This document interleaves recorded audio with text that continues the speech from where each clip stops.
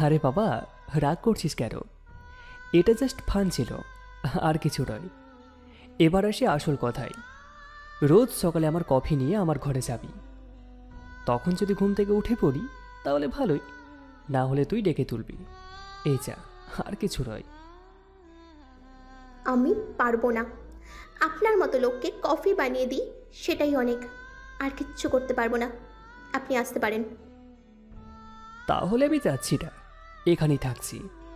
বেশি বাড়াবাড়ি করলে মাকে ডেকে এনে তোকে ঝাড় খাওয়াবো। আর সকালে তোকে আমাকে একসাথে দেখলে এমনি তোর 12টা বাজিয়ে দেবে সবাই। বল, এখন কি করবি? ঝাড় খাওয়ার জন্যই যে আমার জন্ম। আপনার জন্য না হয় আরও কয়েকটা খাবো। ঠিক আছে, তাহলে আমি ঘুমিয়ে পড়ি। সকালে যখন সবাই দেখবে আমরা একসাথে, তখন সবাই কি ভাববে বুঝতে পারছিস? আরে সবার কথা নয় বাদই দিলাম, তোর উঠবি হাসবেন, সে কি ছেড়ে দেবে তোকে?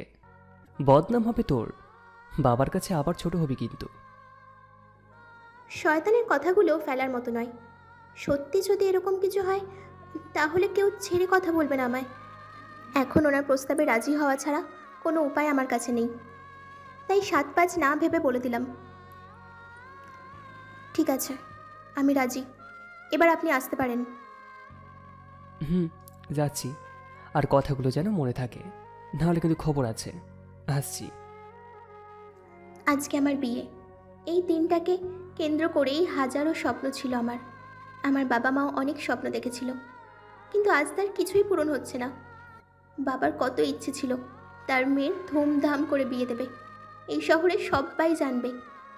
কিন্তু কিছুই হলো না। সব কেমন যেন পাল্টে গেল। আমার জীবনটাই বদলে গেল। নাহিদ ভাইয়াকে স্বামী মানতে কষ্ট হচ্ছে আমার। ভেতরে ভেতরে দুমড়ে মুচড়ে মরছি আমি। কারণ আমি যেন কত শত অভিযোগ জমেছে আমার। কিন্তু এই অভিযোগ কার প্রতি? কে এসে? নাদিম ভাইয়া? হুম, উনিই হবে। কিন্তু কেন ওনার প্রতি এত দরদ, এত টান আমার? কে হন উনি? কিছুই তো না। তাহলে আজ এত করে টানছেন কেন উনি আমাকে? কেন মনে হচ্ছে উনিই আমার সব কিছু? আচ্ছা, তবে কি ওনাকে আমি ভালোবেসে ফেললাম? না না, এটা কি করে সম্ভব? আমি তো ওনাকে ঘৃণা করি, ভালোবাসি না। উনি খুব খারাপ একটা লোক। আমার সাথে কত বাজে ব্যবহার করেছেন, কত ছোট করেছেন, আমাকে অপমান করেছেন। তাহলে কেন এসব মানতে পারছি না আমি? কেন ওনাকে ছেড়ে থাকার কথা মনে হলে কষ্টে মরে যাচ্ছি? কিন্তু কেন কেন কেন? সকাল থেকে ওনাকে দেখতে পাচ্ছি না আমি কোথাও। কোথায় গেলেন নাদিম ভাইয়া? ওনার সাথে কথা বলাটা খুব জরুরি আমার। ওনাকে না দেখে থাকতেও তো কষ্ট হচ্ছে আমার। রুমেও তো সকালে গিয়ে ওনাকে দেখতে পেলাম না। রুমে বসে ওনার কথা ভাবছি আমি। তখনই তিতলি আপু পাশে বসলেন আমার। মাথায় হাত বুলিয়ে বলে উঠলেন, নাদিমকে খুব ভালোবেসে ফেলেছিস, তাই না? আপুর এমন প্রশ্নে চমকে উঠলাম আমি। আমি নাদিমকে ভালোবাসি? সত্যি কি ভালোবাসি? আমি অবুঝের মতো মুখ করে তাকিয়ে আছি আপুর দিকে। কিরে বল না, ভালোবাসিস ওকে? না, জানি না আমি। তাহলে ওর চিন্তায় এতটা অধীর কেন তুই? কেন এত উদাসী? কেন এত এত প্রশ্ন তোর চোখে মুখে সবসময় বলতে পারিস? আপু, আমি কিচ্ছু বুঝতে পারছি না। তবে কোথাও না কোথাও খুব খারাপ লাগছে আমার। কেন জানি না, কিছু ভালো লাগছে না। নাদিম ভাইয়াকে কোথাও দেখতে পাচ্ছি না। তাই সত্যি আমার কিছু ভালো লাগছে না। অস্থির লাগছে। খুব চিন্তা হচ্ছে ওনার জন্য আমার। জানি আমি, এটাই হবে। কারণ তুই ওকে ভালোবাসিস। সেটা প্রথমে না বুঝলেও এখন বুঝতে পারছিস। এখনো সময় আছে বোন, এই বিয়েটা বন্ধ কর। না হলে তোর সাথে সাথে ভাইয়ার জীবনটাও যে নষ্ট হয়ে যাবে। প্লিজ, লক্ষ্মী বোনটি আমার, এটা করিস না। না আপু, আমার যতই কষ্ট হোক, মামুর কথার অবাধ্য হতে আমি পারবো না। মামুকে এভাবে ছোট করতে আমি পারবো না। তাছাড়া নাদিম ভাইয়া তো আমাকে সহ্যই করতে পারেন না। তাহলে এসব নিয়ে ভেবে লাভ কি? এগুলো তোর ভুল ধারণা। মানছি একটা সময় ছিল যখন নাদিম তোকে খুব ভালোবাসতো, কিন্তু পরে যা ঘটেছিল তাতে ও ক্ষেপে গিয়েছিল। আর এটা ওর জায়গায় থাকলে যে কেউ করতো। তখন এভাবে হয়তো তোকে নিয়ে ভাবতো না, কিন্তু এখন তো ভাবে। এখন তো ভালোবাসে তোকে। তাই জেদ কিংবা অভিমানের বশে এমন কোনো সিদ্ধান্ত নিস না যাতে তিনজনকেই কষ্ট পেতে হয় বোন। প্লিজ আপু, বাদ দাও না। আমি আর শুনতে পাচ্ছি না। থামো তুমি। আমার মাথা কাজ করছে না। আচ্ছা, যদি ভালোই বাসতো তাহলে এত অপমান কেন করতো আমাকে? ভালোবাসার মানুষকে কি অপমান করা, কষ্ট দেওয়া যায় বলো তো? তুমিই বলো। যায়। যখন ভেতরে ভেতরে তার জন্য রাগ থাকে, তাহলে তাকে নিয়ে যা ইচ্ছা করা যায়। তাছাড়া এখন যে তোকে ভালোবাসি সেটা বুঝিস না তুই। যাই হোক, আমার যা বলার বলে দিয়েছি, এবার তোর ইচ্ছা। আসছি। পৃথিবীটা থমকে যাচ্ছে। আমার কি হচ্ছে এসব? কি করব আমি? লাল বেনারসি পরে রুমে বসে আছি আমি। এখনও নাদিমের জন্য এদিক ওদিক তাকাচ্ছি, কিন্তু না, কোথাও নেই। এবার খুব ভয় লাগছে আমার। রাগের বশে কিছু করে বসেননি তো? না না, কি আবার করবে? এমনি কোনো কাজে গেছে হয়তো, ঠিক ফিরে আসবে। কিন্তু কখন আসবে? বিয়েটা হয়ে যাওয়ার পর তখন আসবে? খুব তো বলেছিল তোর ওপর শুধু আমার অধিকার, আর কারো না। তাহলে এখন কোথায় গেল উনি? কিছুক্ষণের মধ্যে রুমের মধ্যে প্রবেশ করলো আপু। নিচে আমার ডাক পড়েছে। মামির মুখের দিকে তাকানো যাচ্ছে না। মামুর কথায় বিরুদ্ধে কিচ্ছু করতে পারবো না আমি, বিধায় চুপ করে আছে। নইলে এতক্ষণে কী যে হতো কে জানে। টিয়া আপুও মামির পাশে আছে। ওর মুখ দেখেই বোঝা যাচ্ছে এইসব বিষয় চরম বিরক্ত সে। আমাকে নিয়ে ড্রয়িং রুমের সোফায় বসিয়ে দিল আপু। এবার বিয়ে পড়ানো শুরু করলো কাজী সাহেব। বুকের ভেতরে ঝড় বয়ে যাচ্ছে আমার। কেমন চিনচিনে ব্যথা করছে আমার। অশান্তিটা বেড়েই চলেছে। তার মধ্যে কাজী সাহেব বলে উঠলেন, বলো মা, কবুল। কথাটা শুনেই চমকে উঠলাম আমি। কেন চমকালাম নিজেই জানি না। এটা তো হওয়ারই ছিল। তাহলে কবুল বলার জন্য সকলে রীতিমতো জোর করছে আমায়, কিন্তু বলতে পারছি না আমি। কোথায় যেন আটকে যাচ্ছি। বারবার গলা শুকিয়ে আসছে। গলা দিয়ে কথা বলার চেষ্টা করছি, কিন্তু আমি ব্যর্থ হচ্ছি বারবার। এর মধ্যেই অনেকগুলো কথা শুনিয়ে দিয়েছে মামি আমাকে। তাই নিজের মনকে শক্ত করে যে করেই হোক বলতেই হবে। মনকে শক্ত করে বলতে যাচ্ছি, তখনই একজনের গলা কানে এলো আমার। এই সুর, এই সুর যে চিরচেনা আমার। ইনি এখানে, কিন্তু এটা কি করে পসিবল? দাঁড়িয়ে চোখের সামনে ওনাকে দেখে নিজের চোখকেও বিশ্বাস করতে পারছি না। চোখ ঢোলে আবার তলিয়ে ঠোঁটের কোণে হাসি রেখা ফুটে উঠল আমার। দৌড়ে ওনার কাছে গিয়ে ওনাকে জড়িয়ে ধরলাম আমি। এটাই যে চির শান্তির স্থান আমার। উনিও আষ্টে পৃষ্ঠে জড়িয়ে ধরলেন আমায়। অস্পষ্ট সুরে বলে উঠলাম আমি, আম্মু বলেই ডুকরে কেটে উঠলাম আমি। আমাকে জড়িয়ে আম্মুও কাঁদছেন। অনেকক্ষণ দুজনে এইভাবে থাকার পর কেউ আমাকে আম্মুর কাছ থেকে ছাড়িয়ে নিল। এই বাজে খারাপ লোকটা কে সেটা দেখার জন্য চোখ তুলে তাকালাম আমি। নাদিম ভাইয়া আমাকে বুকে জড়িয়ে বললেন, কাঁদিস না নাদিয়া, সব কিছু ঠিক হয়ে যাবে। ওনাকে ছাড়িয়ে স্থির হয়ে দাঁড়ালাম আমি। রেহেনা, তুই বেঁচে আসছিস? আম্মুকে দেখে এখানে উপস্থিত সকলেই অবাক। আমিও তো কম অবাক হইনি। আম্মু আর আব্বুর অ্যাক্সিডেন্ট হয়েছিল, তাহলে আম্মু কি করে এখানে আসতে পারলো? আম্মু এখানে, তাহলে আব্বু কোথায়? হ্যাঁ ভাইয়া, আমি বেঁচে আছি। রেহেনা রে, আজ আমার থেকে খুশি কেউ নয়। তোমরা সবাই দেখো আমার রেহেনা বেঁচে আছে। কিন্তু তুই কি করে বাঁচলি? যখন লাশ খুঁজে পাওয়া যাচ্ছিল না, তখন মনের মধ্যে একটা আশা ছিল তোর কিছু হয়নি, একদিন ঠিক তুই ফিরে আসবি। দেখ, সত্যি তুই ফিরে এসেছিস।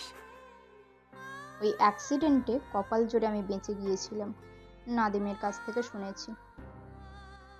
রোহান নাকি বলেই কেঁদে উঠলেন আম্মু। আম্মু কেঁদো না প্লিজ।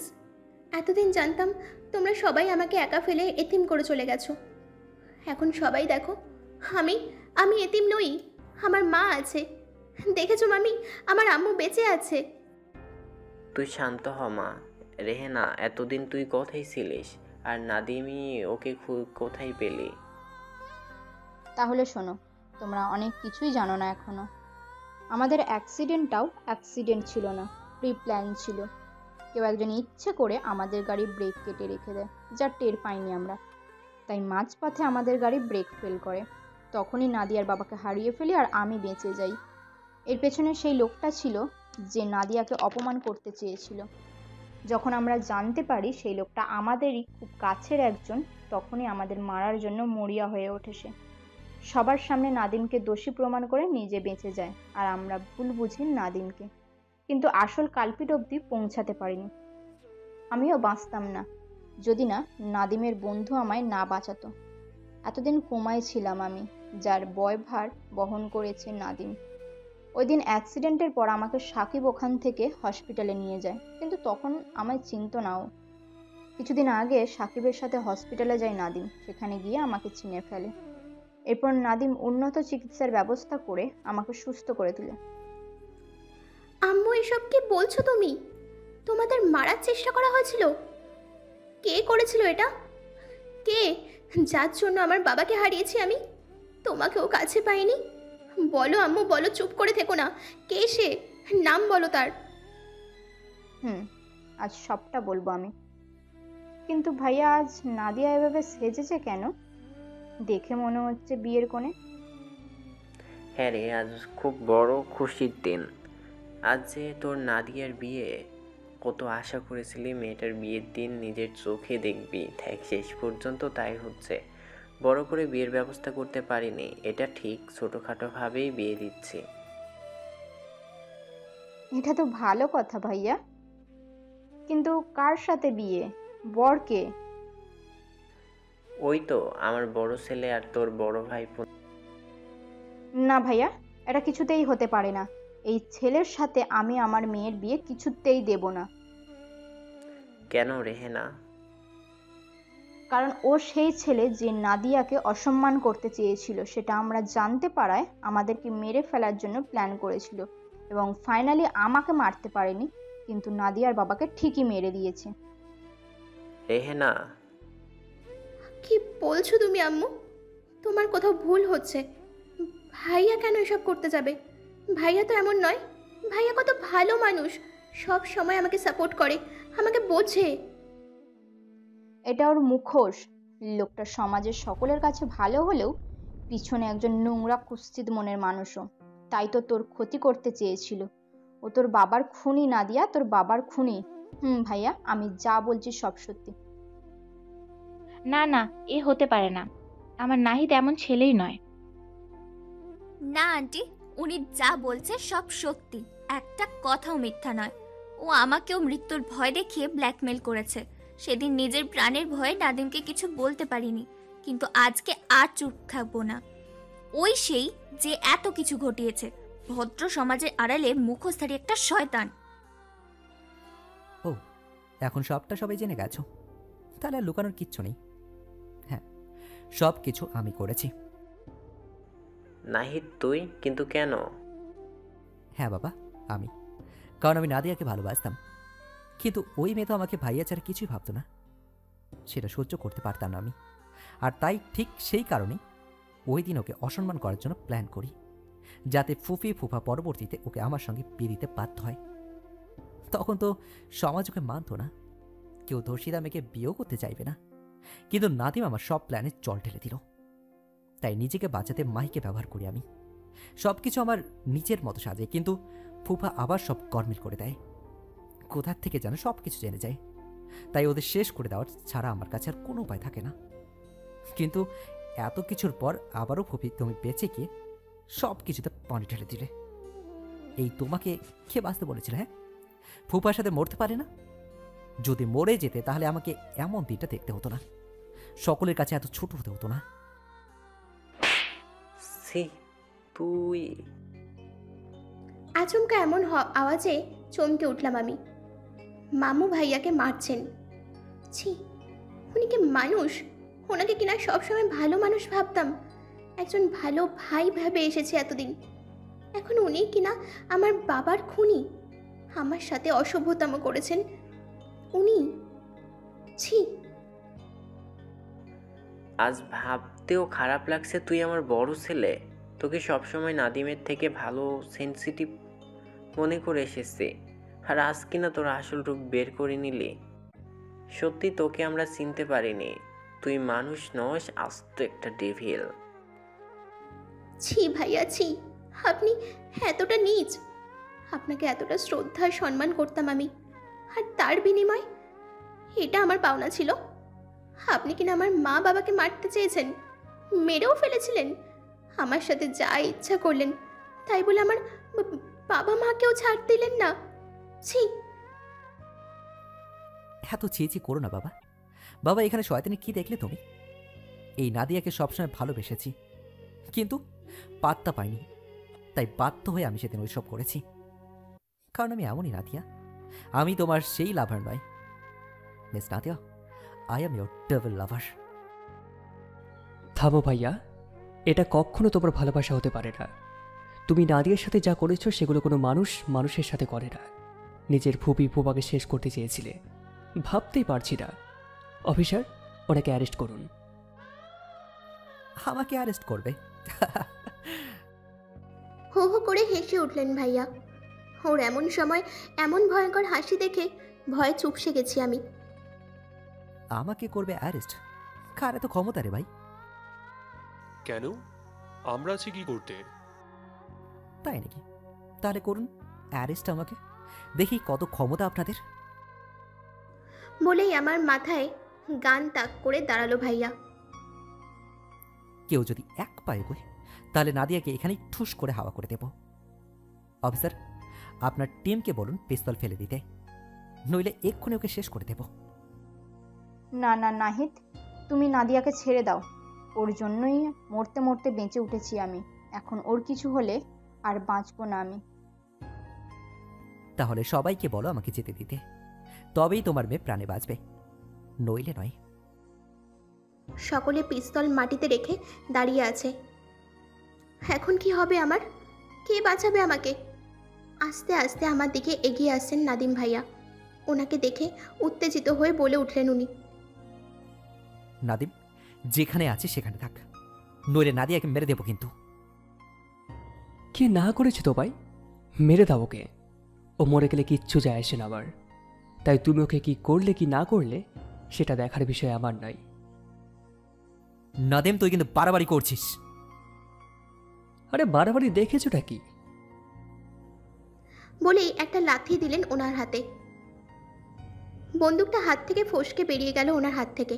সেই সুযোগে বন্দুক আর আমাকে নিজের আয়ত্তে নিয়ে নিলেন উনি। মুহূর্তেই নাহিদ ভাইয়াকে ঘিরে ধরল পুলিশ।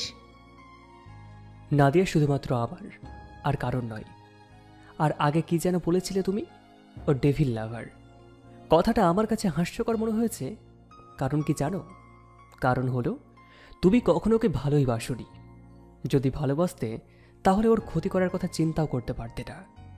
ও তোমার ভালোবাসা, আর সেই ভালোবাসাকে কি দিয়েছ? কি? কিছুই না। উল্টে ওর চাচা চাচিকে নিজের দলে টেনে মাথার উপর ছাদ কেড়ে নিয়েছ। বাড়ি ছাড়া করে এই বাড়িতে সকলের অত্যাচার সহ্য করিয়েছ। বাবার রাজকুমারীকে চাকরানির মতো থাকতে বাধ্য করেছ তুমি। এগুলো তোমার ভালোবাসা ছিল না। ভালোবাসা কাকে বলে তুমি জানো এটা? নাদিয়া কেন, কোনো মেয়েকে ভালোবাসার কোনো যোগ্যতা তোমার নেই। অফিসার, ওনাকে নিয়ে যান। তুই আমার ভাই হয়ে এমন কাজটা করলি? ভালো করলি না ভাই। অফিসার, চলুন। ওনাকে নিয়ে চলে গেল অফিসার। মামি কিছুতেই মানতে পারছেন না এটা। ওনার বড় ছেলে, এমনকি মামুও ভেঙে পড়েছেন। ভাইয়া এমন কিছু করতে পারেন এটা কেউই ভাবতে পারেনি। ওনার জন্যই আমাকে বাড়ি ছাড়তে হয়েছে। কিচ্ছু ভাবতে পারছি না আমি। সব কিছু কেমন যেন অবাস্তব মনে হচ্ছে আমার কাছে। সকলের মধ্যে নীরবতা বিরাজমান। সেই নীরবতা ভেঙে নাদিম ভাইয়া বললেন, ফুপি, আমি একটা কথা বলতে চাই। আমি জানি তুমি আমায় ফিরাবে না। আমি নাদিয়াকে বিয়ে করতে চাই। হয়তো তোমাদের মতো এত আদর যত্ন দিয়ে রাখতে পারবো না, কিন্তু বিশ্বাস করো, ওকে ভালোবাসা দিয়ে আগলে রাখবো। বিলাসিতার অভাব হতে পারে, কিন্তু ভালোবাসার অভাব হবে না। হ্যাঁ রে রেহেনা, আমি এক ছেলের জন্য ওকে সাজিয়েছিলাম, কিন্তু সে যে এতটা খারাপ বুঝতে পারিনি। তাই তোর কাছে নাদিয়াকে আমি এর জন্য চাই, তুই কি দিবি আমায়? কেন দেব না ভাইজান? এটা তো খুশির কথা। নাদিয়া আমার নাদিমের বউ হবে। আমি জানি নাদিম, তোমার কাছে নাদিয়া কখনো খারাপ থাকবে না, সবসময় ভালো থাকবে। না আম্মু, আমি ওনাকে বিয়ে করতে পারবো না। তুমি জানো না উনি কি কি করেছেন আমার সাথে। এই লোকটা, তোমরা সব কিছু না জেনেই এমন বলছো। আর এই যে আপনি আপনি আর নাহিদ ভাইয়ার সাথে কোনো তফাৎ নেই, দুজনেই এক। আপনি এতদিন আমার সাথে অনেক খারাপ ব্যবহার করেছেন, কিন্তু কিচ্ছু বলতে পারিনি আমি, কারণ আমার মাথার ওপরে ছাদ ছিল না। এখনও নেই, কিন্তু আজ আমি একা নই, অন্তত আমার মা আছে আমার সাথে। কে বলেছে তোর মাথার উপরে ছাদ নেই? এই তো। বলেই একটা কাগজ এগিয়ে দিলেন আমার দিকে। কাগজ হাতে নিয়ে রীতিমতো শকড আমি।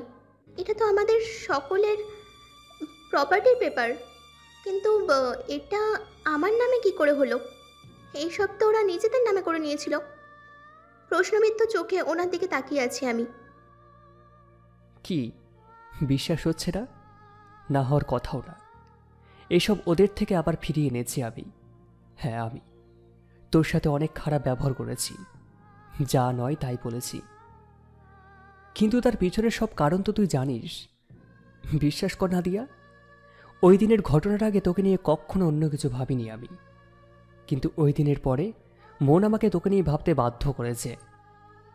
আর তোর করা অপমানগুলোকে ফেরত দেওয়ার জন্যই নিজের মনের অনিচ্ছা থাকা সত্ত্বেও তোকে অপমান করে নিজের অপমানের জ্বালা মেটাতাম।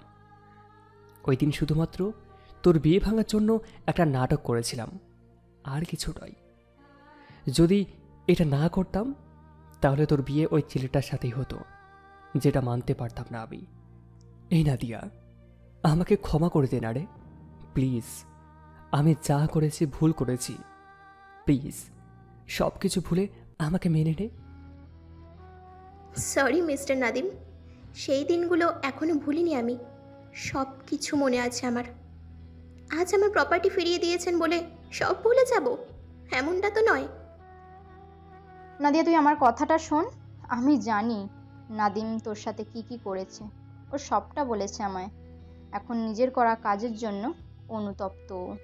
তাই বলছি, আজ নাদিমের জন্যই তোর মা বেঁচে আছে। আগে কি করেছে না করেছে তা নিয়ে ভাবিস না, কারণ তুইও তো জানিস ও নাহিদের জন্য কতটা কষ্ট সহ্য করেছে, সকলের কত কথা, কত অপমান সহ্য করেছে।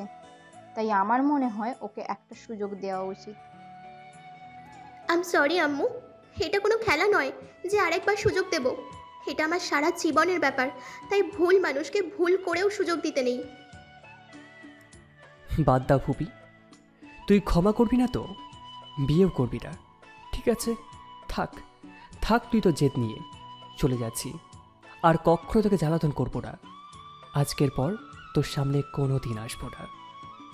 তুই যখন আমাকে চাস না, তখন বেঁচে থেকে কি লাভ আবার? বলেই কোথা থেকে যেন একটা ছুরি নিয়ে হাতের শিরা বরাবর ধরলেন উনি।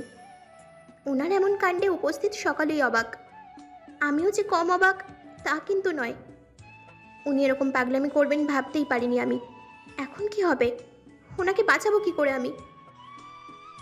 নাদিয়া, তুই যদি আমাকে ক্ষমা না করিস তাহলে এখানেই আমি নিজেকে শেষ করে দেব। নাও ইয়োর চয়েস।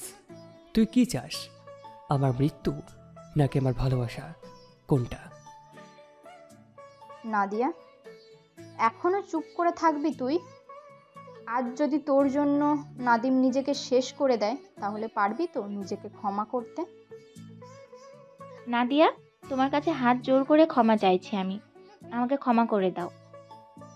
তোমার সাথে অনেক অন্যায় করেছি, জানি তা ক্ষমা হয় না, তবু আমায় ক্ষমা করে দাও। আমার করা ভুলের শাস্তি আমার নাদিমকে দিও না। এক ছেলেকে জেলে পাঠিয়েছো, এখন আর এক ছেলেকে আমার কোল থেকে নিয়ে গেলে আমি বাঁচব না, আমি মরে যাব।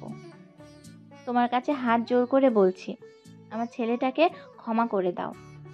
আর এই বিয়েতে প্লিজ রাজি হয়ে যাও তুমি। হ্যাঁ নাদিয়া, তুমি ওকে ক্ষমা করে দাও। এখনও চুপ করে দাঁড়িয়ে আছি আমি। আমিও যে চাই না ওনার মৃত্যু, কারণ বড্ড ভালোবেসে ফেলেছি ওনাকে আমি। আর ভালোবাসার মানুষের মৃত্যু কারোরই কাম্য নয়, কিন্তু এভাবে ওনাকে ছেড়ে দেওয়াটা কি ঠিক হবে আমার? তুই বিয়ে করবি না তো আমায়? ঠিক আছে, ভালো থাকিস। বলেই হাত কাটতে লাগলেন উনি। না, আপনি এটা করতে পারেন না, ওটা ফেলে দিন বলছি। আগে বল বিয়েতে রাজি, আর আমায় ক্ষমা করে দিয়েছিস তবেই ফেলবো, না হলে নয়। হ্যাঁ, আমি সব কিছুতেই রাজি, তবুও এটা ফেলে দিন প্লিজ। নে, ফেলে দিলাম। বলেই ছুরিটা হাত থেকে ফেলে দিলেন। ডেভিল স্মাইল দিয়ে উনি বললেন, এবার হ্যাপি, আর কাঁদিস না। আমার একদম কাছে এসে ফিসফিস করে বলে উঠলেন উনি, আরে তোর ডেভিল আমাদের কিচ্ছু হয়নি, আর হবেও না। তোকে বিয়েতে রাজি করানোর জন্য এটা ছোট্ট একটা নাটক ছিল। আমি জানতাম আমার মৃত্যু তুই কখনোই মানতে পারবি না। বাবা চলো, তোমার ছেলের বিয়েটা এবার সেরে ফেলবে। শয়তান, তোকে কি আর সাধে ডেভিল বলে ডাকি আমি? আমাকে বোকা পেয়ে কিভাবে কার্যসিদ্ধি করে নিল, টেরই পেলাম না। কিছুক্ষণের মধ্যেই সুস্থভাবে বিয়েটা সম্পন্ন হয়ে গেল। আমাকে নিয়ে বাসর ঘরে বসিয়ে দিল তিতলি আপু আর মাহি আপু। দুজনেই করা ভুলগুলোর জন্য আমার কাছে অনুতপ্ত তারা, তাই তাদের ক্ষমা করে দিয়েছি আমি। কারোরই কোনো দোষ নেই, সব দোষ আমার কপালের। বাসর ঘরে বসে ওনার জন্য অপেক্ষার প্রহর গুনছি আমি। কখন আসবেন? এই ঘরে এর আগেও অনেকবার এসেছি আমি, কিন্তু এতটা ভালো লাগেনি কখনো আগে। আজ কেন এত ভয়ও লাগছে আমার, জানি না কিচ্ছু। ভয়ে গলা শুকিয়ে যাচ্ছে বারবার। হঠাৎ দরজার আওয়াজ পেয়ে তাকালাম আমি। ডেভিল আসছে। ওনাকে দেখেই বিছানা থেকে উঠে ওয়াশরুমের দিকে হাঁটা লাগালাম আমি। তখনই উনি বলে উঠলেন, ওই কোথায় যাস? ওয়াশরুমে। ওয়াশরুম গিয়ে কতক্ষণ বাঁচবি আমার হাত থেকে? সেই তো এখানেই আসতে হবে আমার কাছে। এত পালাই পালাই করিস কেন? জানিস তোর এই আমার থেকে পালানোর ভাবটা টলারেট করতে পারি না আমি, খুব কষ্ট দেয় আমাকে। আই একটু বসি। আমাকে কোলে তুলে সোফায় বসালেন উনি। এখান থেকে জানলা দিয়ে চাঁদটাকে সরাসরি দেখতে পাওয়া যায়। আমাকে বসিয়ে শক্ত করে বুকের সাথে মিশিয়ে নিলেন। সরি রে নাদু, না জেনে তোকে অনেক কষ্ট দিয়েছি, অনেক কিছু বলে ফেলেছি, ক্ষমা করে দে আমায়। চল না, অতীত ভুলে দুজনে নতুন করে বাঁচি। চুপচাপ ওনার বুকে মাথা রেখে ওনার শার্ট খামচে আছি। হঠাৎ গলায় ঠান্ডা কিছু অনুভব হওয়ায় চোখ তুলে দেখলাম ওনার মুখের দিকে। এ কি, আপনি কাঁদছেন? ওনার কান্না দেখে নিজেকে শান্ত রাখতে পারছি না আমি। আমি জানি আমার জন্য অনেক কষ্ট পেয়েছেন উনি, তাই আর শাস্তি প্রাপ্য নয়। আমার জন্য অনেক করেছেন। আজ ওনার জন্যই আমি মাকে ফিরে পেয়েছি, সব সম্পত্তিও পেয়েছি। আমাকে কষ্টের কারণ উনি হলেও আবার হাসির কারণও উনি হয়ে দাঁড়িয়েছেন। দুহাত দিয়ে ওনার চোখ মুছিয়ে বলে উঠলাম, প্লিজ আর কাঁদবেন না। কাঁদতে দে না নাদু, এগুলো তোকে কষ্ট দেওয়ার ফল। আজ একটু কেঁদে হালকা হতে চাই আমি। না, আর কাঁদবেন না আপনি। ঠিক আছে, কাঁদবো না। বল আমাকে ক্ষমা করেছিস? ক্ষমা করেছি। তাহলে বল ভালোবাসিস? শখ কত, বলবো না। বলবি না তো? ঠিক আছে। আমাকে কোলে তুলে নিলেন। এবার বল, বলবি নাকি ফেলে দেব? না, বলবো না। আর আমি জানি আপনার প্রাণ থাকতে আমায় আপনি ফেলবেন না, এইটুকু ভরসা আছে। এতটা ভরসা করিস আমায়? ঠিক আছে, এভাবে না হলে অন্যভাবে তো হবে। তুই যে ডেভিল লাভারকে খেপিয়েছিস নাদু, এবার বুঝবি। আমাকে বিছানায় ফেলে আমার দিকে এগিয়ে এলেন উনি। গলায় স্লাইড করতে করতে কামড় বসিয়ে দিলেন। আহ করে শব্দ করতেই উনি বলে উঠলেন, বল ভালোবাসি। না, বলবো না। ঠিক আছে। ক্রমাগত কামড় দিয়ে চলেছেন উনি। আর সহ্য হচ্ছে না আমার, তাই মুখ ফসকে বেরিয়ে এলো, ভালোবাসি। এটা শুনেই থামলেন। উনি এবার কপালে চুমু এঁকে বুকে টেনে শটান হয়ে শুয়ে পড়লেন। এত দেরি কেন করলি? আরও আগে বললে তো কিছুই হতো না। আপনি আপনি মানুষ নন, আজ তো ডেভিল। বলেই ওনার বুকে এলো পাথারি কিল ঘুষি মারতে লাগলাম। যত ইচ্ছে মার, তোর হাতে মারেও যে আমার শান্তি লাগে। ওনার মুখ চেপে ধরলাম।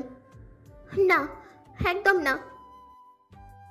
আরে বোকা মেয়ে, আবার কাঁদে। তোকে রেখে মরতে চাই না আমি। এবার কান্না থামা না ভাই, রাত তো চলে যাচ্ছে। তোর আর আমার জীবনের এক নতুন ভোর হবে আগামীকাল। সব নতুন করে শুরু করবো আমরা। পিছনের সমস্ত খারাপ ভুলে আগামীর পথে পা রাখবো, যেখানে হাঁটবো দুজনে, থাকবো কাছাকাছি। তুই থাকবি তো তোর ডেভিল লাভারের পাশাপাশি? আজীবন থাকবো মিস্টার ডেভিল। আমাকে জড়িয়ে নিয়ে আবারও ঘাড়ে কামড় বসালেন উনি। আহ, এটা কি ধরনের অসভ্যতা? ওরে পাগলি, এটা অসভ্যতা নয়, এটা এটা তো ডেভিল লাভারের ভালোবাসা। এরকম শত অত্যাচার সহ্য করতে হবে তোকে, because yes, you are my devil lover. বলেই দুজনেই হেসে উঠলাম।